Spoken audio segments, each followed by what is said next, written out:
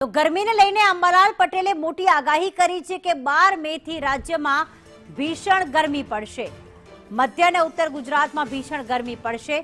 ગરમીનો પારો 45 ડિગ્રીની પાર પહોંચી શકે છે। 20 મે સુધી આવું જ વાતાવરણ રહેશે, એટલે કે કાળઝાળ ગરમી પડશે। કચ્છના વિસ્તારોમાં 43 ડિગ્રી સુધી પણ તાપમાન પહોંચી શકે છે, જ્યારે સૌરાષ્ટ્રના કેટલાક વિસ્તારોમાં 43 ડિગ્રી પારો પહોંચશે।